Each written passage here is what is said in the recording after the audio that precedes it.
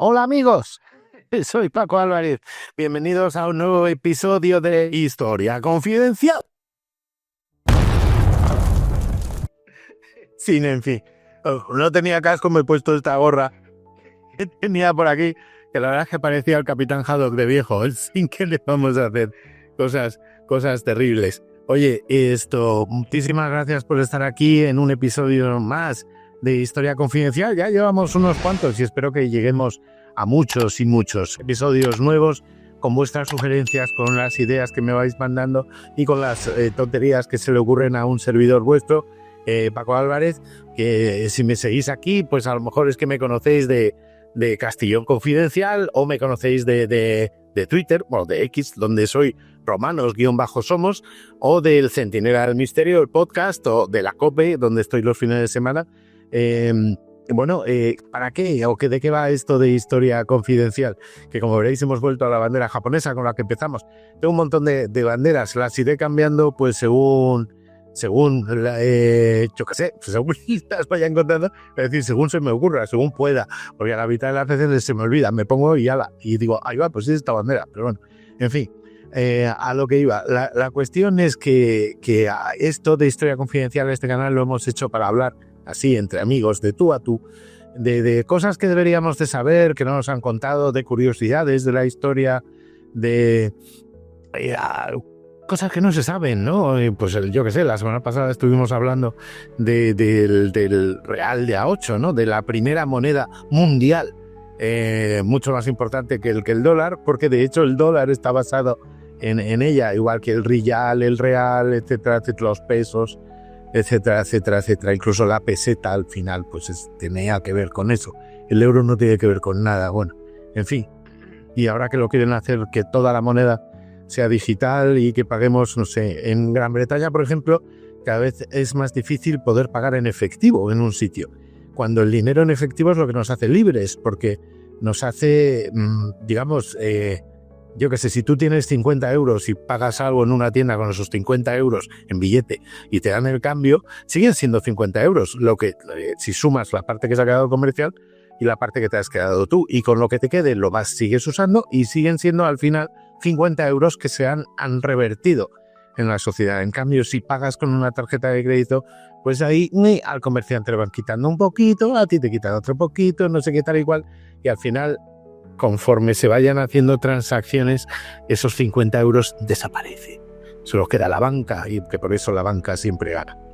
En fin, hoy os he traído aquí unas casitas de Bélgica. Hola, estoy aquí atrás, parezco un gigante. Sí. ¿Por qué hay unas casitas de estas tipo holandesas, tipo belga? Pues porque, como habréis visto en la miniatura, hoy vamos a hablar de brujas. Pero no de brujas que dan miedo, sino lo que dan miedo es cómo se ha manipulado la historia alrededor de las brujas. Y bueno, ¿qué vamos a hablar? Al final vamos a hablar de las brujas de Salem, de esa historia truculenta. Pero de camino vamos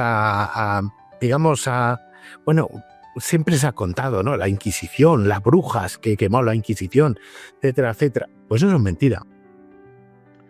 Por desgracia, la Inquisición sí quemó algunas brujas, pero vamos, lo que ocurrió en España, en comparación con lo que ocurrió en otros sitios, eso sí que da miedo.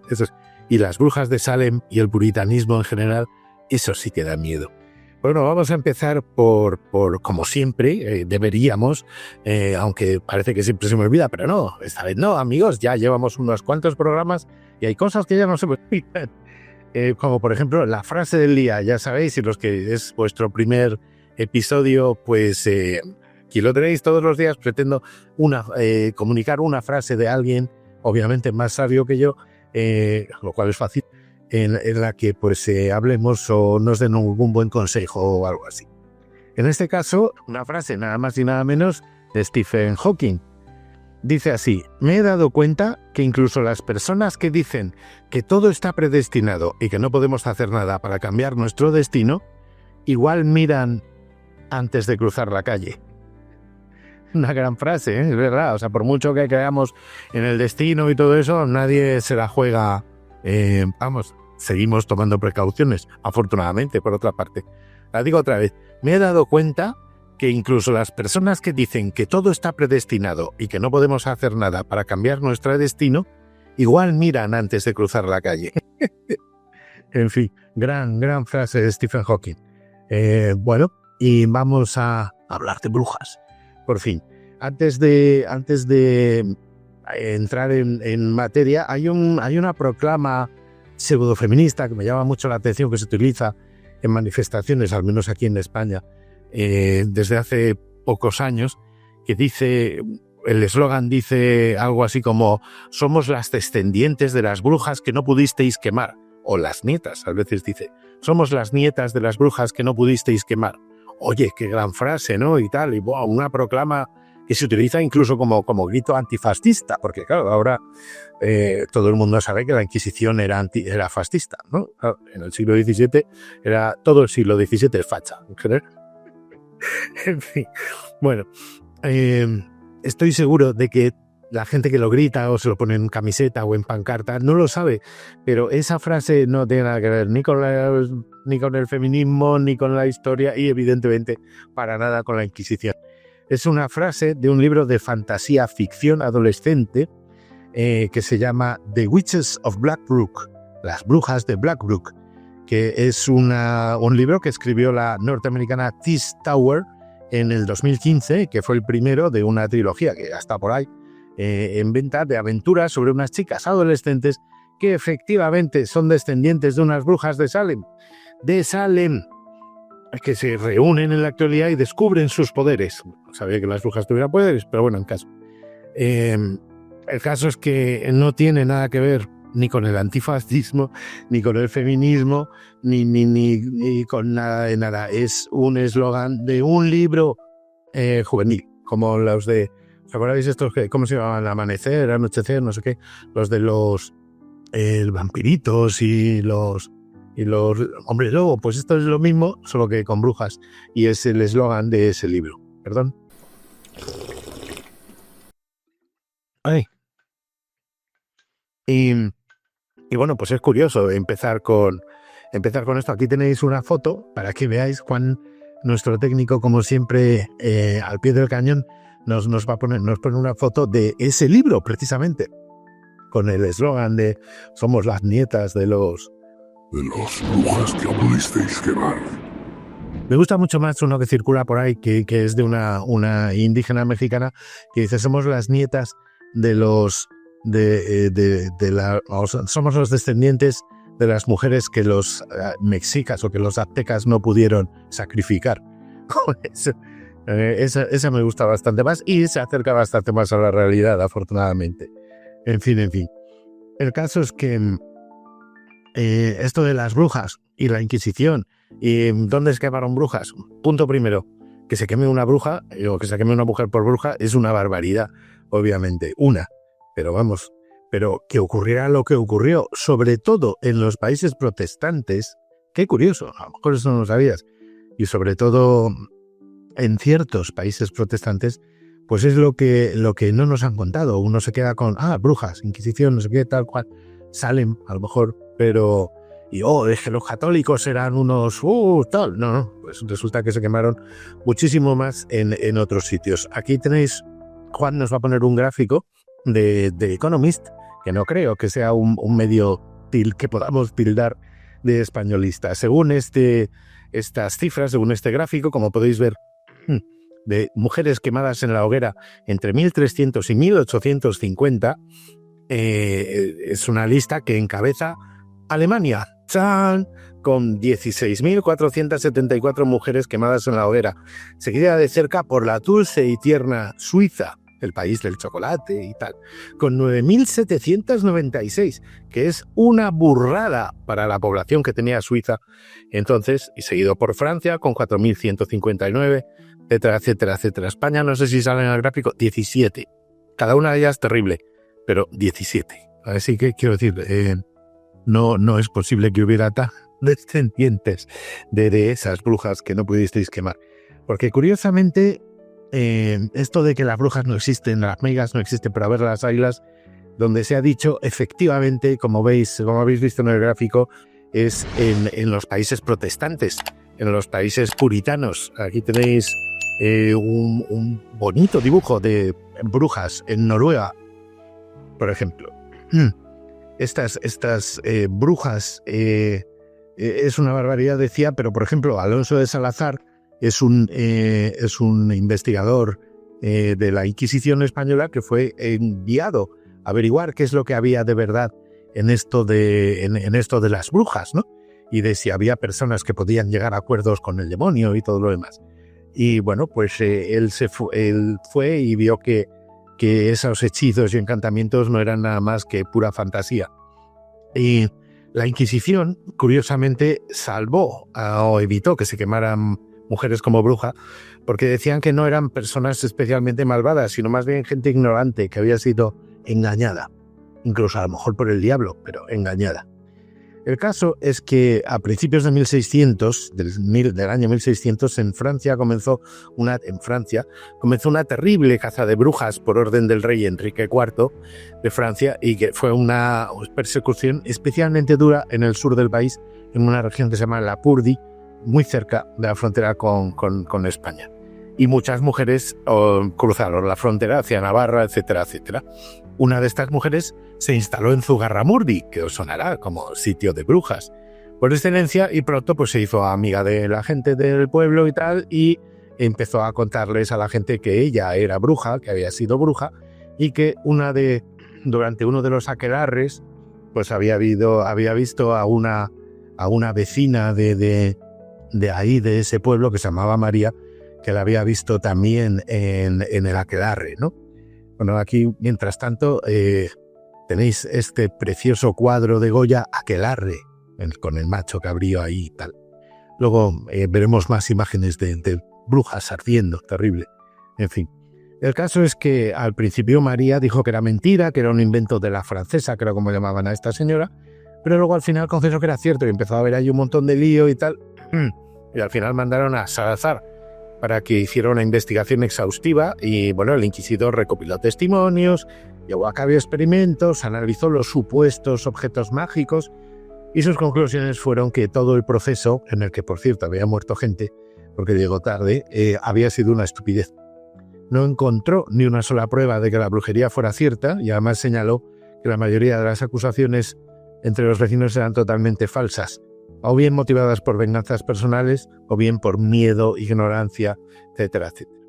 El trabajo de Salazar, aquí tenéis una imagen del amigo Salazar, marcó un antes y un después en la historia de la Inquisición. A partir de ese momento, las denuncias sobre brujería no fueron creídas y fueron normalmente rechazadas por la Inquisición, o al menos investigadas con mucho escepticismo, lo cual es un avance considerable teniendo en cuenta, ¿no?, pues el carácter duro y poco flexible de la Inquisición. Recomiendo muchísimo el libro de Darío Madrid sobre la Inquisición, para que veáis, si queréis profundizar en este tema y en todas las mentiras que se han contado de la Inquisición. Bueno, de momento es suficiente con que nos quedemos en la cabeza con una cosa: a las brujas se las quema en los países estos tan liberales y todo eso, protestantes, en la bella Suiza. Nadie ha oído hablar de las brujas quemadas en Suiza, porque a Suiza no le interesa, y Suiza tiene money, y aparte de chocolate y esas cosas, y Heidi y tal, ¿no? Pero es así. Además, joder, en Suiza también fue donde quemaron a Miguel Servet, al científico aragonés. ¿Aragonés? ¿Cómo puede ser un científico hispano? Fíjate que sí, por decir, entre otras cosas, que la sangre circulaba en el cuerpo, y eso contradecía la Biblia, no sé en dónde. Bueno, en fin. El caso es que en Suiza se dedicaban a quemar gente, que les interesa que les conozcamos más por los quesos o por el chocolate, que más por eso que por la cantidad de mujeres que sacrificaron. Pero bueno, a pesar de todo este terrible, bueno, estamos viendo aquí mujeres ardiendo en la hoguera. La verdad es que, no sé, o sea, no, ya es desagradable totalmente, pero es que incluso para que haya dibujos como este o como este otro de brujas ardiendo, y que hayan sobrevivido, pues como que habla muy mal de lo que tenían en la cabeza los puritanos, ¿no? Los protestantes, los calvinistas en general. Pero bueno, las brujas de Salem, ¿por qué son tan famosas? Pues yo creo que primero porque Salem, en Massachusetts, cerca de Boston, fue el primer proceso, digamos, en América, para matar a tantas personas acusándoles de esta tontería, y luego por Hollywood. Sin duda Hollywood hace el resto siempre. De hecho, Hollywood, Halloween, Salem, todo queda en casa. Pero bueno, ¿qué pasó en Salem? Pues en Salem corría el año 1692, en lo que entonces era la colonia británica de Massachusetts, y en 1647, por cierto, ya habían ahorcado en Connecticut a una persona por bruja. Así que bueno, esto sucede, por ejemplo, 100 años después, esto de que quemen a gente por bruja, estos tan modernos y tan progresistas de ingleses, ocurre 100 años después de que en la América Española hubiéramos fundado la primera universidad. Y por cierto, en las Indias españolas, en América Española, jamás se ejecutó a nadie por brujería. Pero bueno, volvamos a Salem. El caso es que llegó al pueblo un nuevo reverendo que se llamaba Samuel Parris, que era bastante exagerado, bastante fanático y que tenía 2 hijas. Y estas hijas, pues no se sabe si instigadas por el párroco, por el pastor, o porque se entretuvieron de esta manera, pues no se les ocurrió otra cosa que más que empezar a acusar a la gente de brujería. Y esto, claro, le granjeaba cada vez más parroquianos al reverendo Parris. Así que, bueno, ¿qué hacían si veían una persona o si se juzgaba se acusaba a una persona de brujería? Pues lo que hacían era algo tan entretenido como lo que llamaban ordaría o prueba de Dios. Una de las ordarías típicas es esta que vemos aquí, de al río, ¿no? Se ataba a una persona a una silla y se sumergía a esa persona en el río. Si se salvaba de morir ahogada era porque el diablo la había ayudado y entonces, por lo tanto, era una bruja. Y si no se salvaba, pues bueno, pues ala, al cielo, ya está. O sea, no sé, quiero decir, es como, ¿cómo? Pues sí, así pasaba. O sea, este tipo de barbaridades se hacían en muchos sitios. Porque también eso, o sea, con torturas. O sea, si tú te torturaban de cualquier manera para que admitieras que eras una bruja o un brujo, que también hubo brujos en Salem concretamente, hubo algunos, no me acuerdo si 4 o 5 murieron en Salem, unos ahorcados y otro en la tortura. Entonces, claro, si soportas la tortura es porque el diablo te está ayudando a soportar la tortura y por lo tanto eres un brujo. Y si no soportas la tortura y confiesas que eres un brujo, pues has confesado que eres un brujo. Así que a la hoguera. Estupendo todo. En fin, el caso es que es todo terrible. O sea, pero bueno, ¿qué hicieron estas chicas? Pues primero acusaron a una esclava. A la esclava, pues poco podía defenderse. Tituba se llamaba. También acusaron a una mujer que era poco religiosa, que no iba a la misa, o al menos a la misa del padre, que se llamaba Sarah Osborne. Y también a una indigente, a una vagabunda que además estaba embarazada, nadie sabía de quién, que se llamaba Sarah Good. Las niñas convulsionaban, decían que las habían visto maldecir a otra gente, o al ganado, o a un árbol, a lo que fuera, maldecir. Y la histeria se apoderó del pueblo, los vecinos tan puritanos, claro, se empezaron a acusar unos a otros y al final arrestaron a 150 personas, que era pues medio pueblo, más o menos, bueno, no tanto, pero un mogollón de gente. Tan brutos y tan exagerados que al final acusaron a gente de 3 condados diferentes. De hecho, la gente es que no pasaba por Salem porque pasaba por ahí y te hemos visto que eres un brujo. A la mínima. Entonces, bueno, es terrible. Metieron a todos en la cárcel. 5 murieron en la cárcel. Otro, ya lo he dicho, mientras le torturaban para que confesara. Y al final, 19 mujeres y hombres fueron condenados a morir ahorcados. Lo terrible es que no se basaban en casi nada estas acusaciones. Eran señalamientos, eran las torturas. Lo que he dicho es, si resistes es porque el diablo te ayuda, si no resistes es porque has confesado. El caso es que una vez estabas en la cárcel, chungo que te libraras. Pero bueno, todo esto al menos llevó al fracaso del puritanismo, que es una secta fanática religiosa que por culpa de excesos como estos, afortunadamente, prácticamente desapareció. Digo prácticamente porque desapareció de la faz de la tierra. Mientras que las brujas de Salem lo que perseguían son famosísimas, son más famosas que el puritanismo, ¿no? Nadie cae en esto del puritanismo. En el primer episodio de Historia Confidencial ya estuvimos hablando del Thanksgiving, ¿no? Del Día de Acción de Gracias, que es cuando la tribu de los Wampanoag ayudaron a estos puritanos a instalarse, que no tenían para comer y les dieron un pavo, no sé qué, unos pavos. No unos pavos para que se compraran comida, unos pavos de este animal para cocinarlo. Y 50 años después ya no había nadie de la tribu de los Wampanoag vivo. Nos habían matado a todos. Lo de El último mohicano, aparte de una peli muy guapa, un libro y una música de gaitas estupenda, es verdad. Es que mataron a todos los indios con los que tomaban contacto. Porque los puritanos tenían en su cabeza la idea de que ellos iban a fundar un nuevo Jerusalén a Estados Unidos y que eran unos territorios que estaban ocupados pues, por salvajes a los que había que expulsar de ese territorio que a ellos les correspondía por derecho divino. Es exactamente lo contrario, lo hablaremos más despacio otro día cuando hablemos del racismo, por ejemplo, pero vamos, quiero decir, lo del norte de América es absolutamente terrible. ¿Sabéis cuándo por fin se reconoció el gobierno norteamericano que las personas condenadas por brujería en Salem eran inocentes?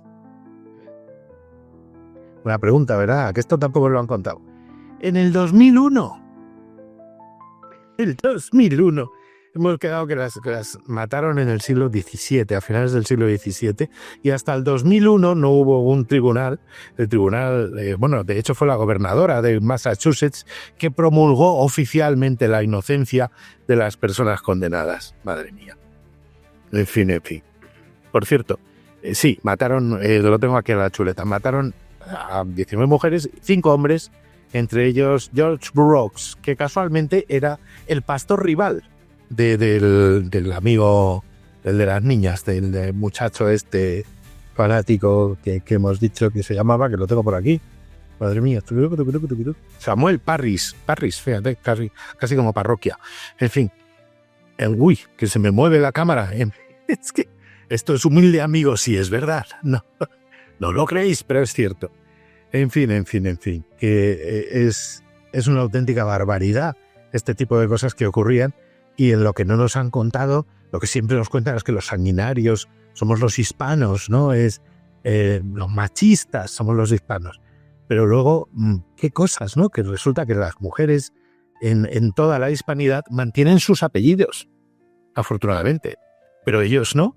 En Estados Unidos, ¿no? En otros sitios, en Inglaterra, en otros países menos machistas, en teoría, menos sanguinarios que nosotros, donde, de hecho en inglés, en Estados Unidos, la palabra macho la utilizan para decir cuando alguien, el macho, ¿no? Utilizan la misma palabra española, como que es algo muy nuestro. Pero cuando se casan pierden el apellido. Las mujeres pierden el apellido. Es como renuncias a tu familia para siempre. Y a eso nadie le parece que es como poco feminista.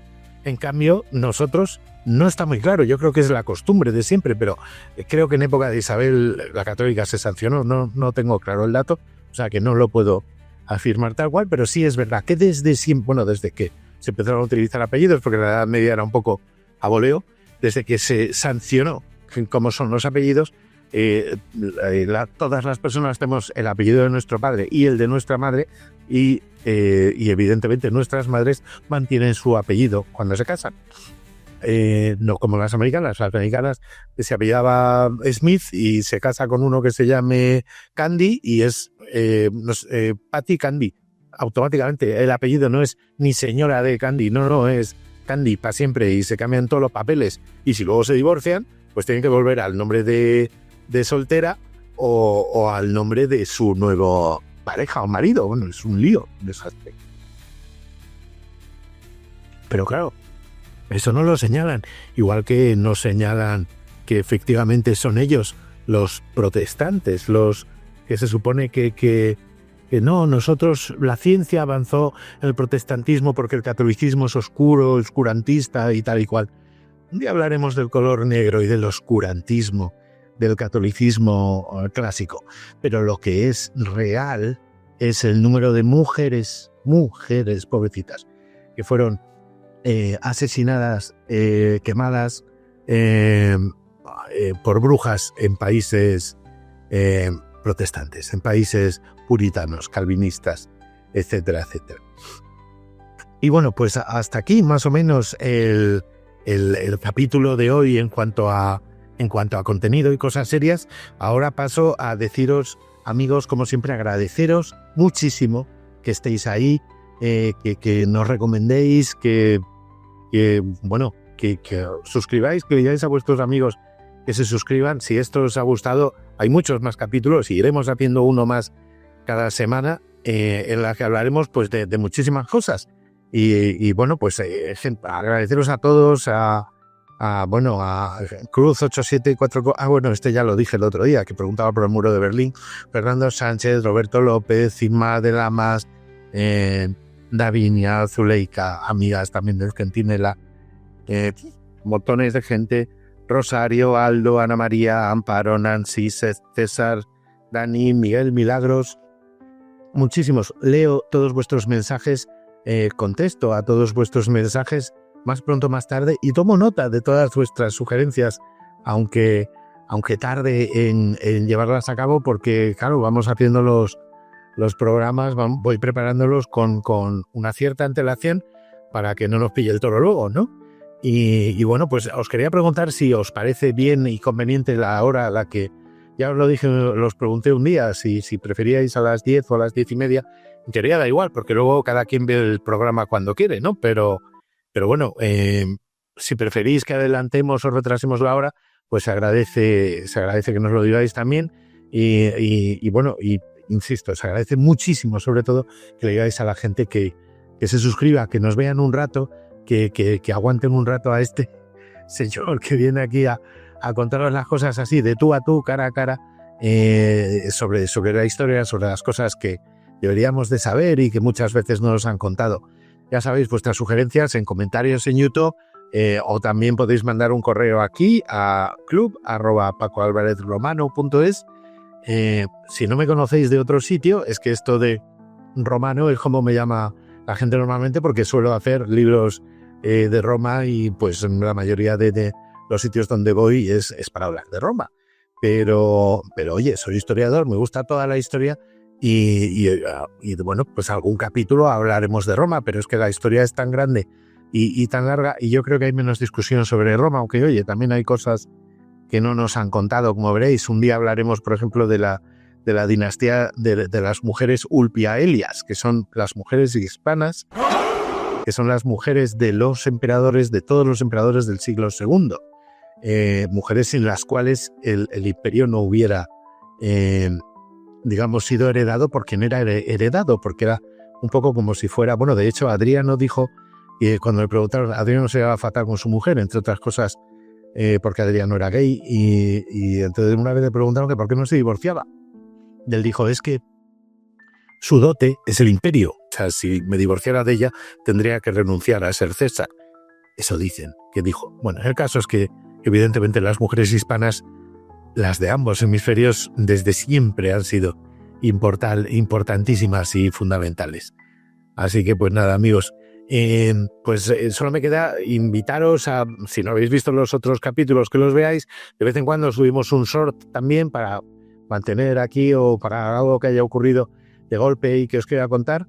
Y eso, lo dicho, para suscribirse, tan fácil como poner ping en el logotipo y os sale suscríbete. Y no os perdáis nada, darle a la campanita, y así no os perdéis cuando subimos capítulos nuevos. Recomendarnos. Necesitamos crecer para llegar a más gente, para pasarlo mejor. Cuanto más amigos seamos, mejor lo pasaremos. Y pues bueno, pues lo dicho, ya sabéis, no os olvidéis lo que os digo últimamente al final de cada capítulo. Buscar la historia y ya sabes, de romano. Así que bueno, venga, hasta la semana que viene, amigos. Un beso, abrazos a todos, a todas. Os quiero. Chao.